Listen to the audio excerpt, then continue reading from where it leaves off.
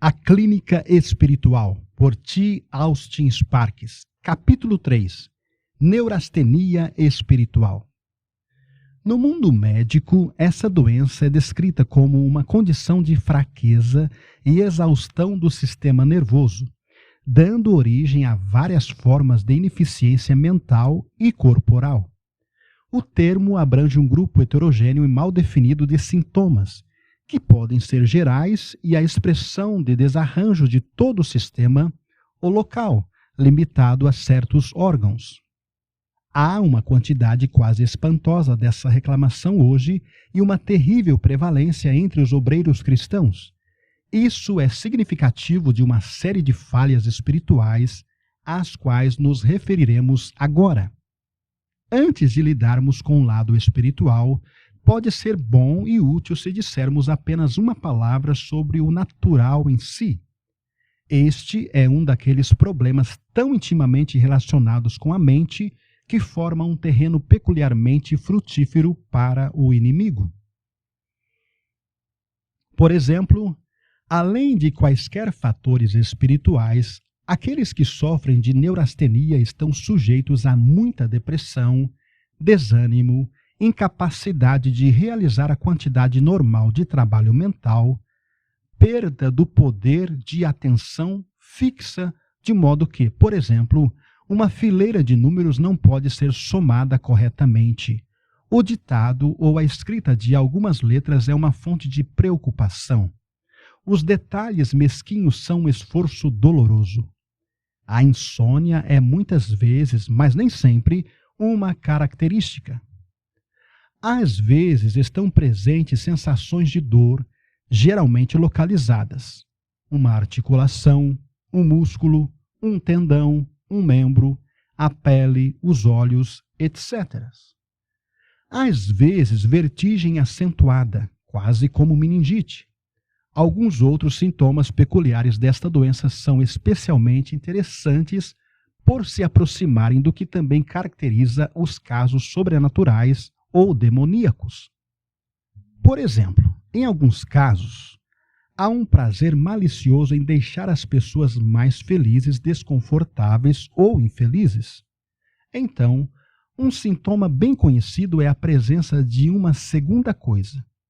Quando a mente está ocupada ou se esforçando para ser ocupada com uma coisa, outra coisa ou presença está sombreando a consciência mental como um espectro. Por outro lado, a intrusão de pensamentos incontroláveis estranhos à vida normal e muitas vezes à constituição moral do paciente causa intensa angústia. O desejo de fugir e fugir de todos é muito comum, e também a tendência de se jogar no desespero. De fato, os sintomas são muitos e variam de acordo com o grau ou forma particular da queixa. Nós só mencionamos isso porque é possível levar para o reino espiritual o que não é especificamente espiritual, e relatar ao Senhor ou ao inimigo que pode ser apenas a enfermidade deste corpo de corrupção. Pelo menos é bom que reconheçamos isso e saibamos que nosso caso está em comum entendimento entre aqueles que sabem, pois um elemento muito geral desse problema é que o paciente sempre sente que é completamente incompreendido por todos. Confusão de natural e espiritual. Quando essa condição angustiante chega ao círculo do povo de Deus, o inimigo é especialmente ativo para dar a ela implicações espirituais. Que terrível aflição existe no exterior por causa da incapacidade de concentrar a mente em oração de uma só vez. Que sofrimento por causa da depressão que foi interpretada pelo acusador como resultado do pecado, estabelecendo assim uma falsa condenação.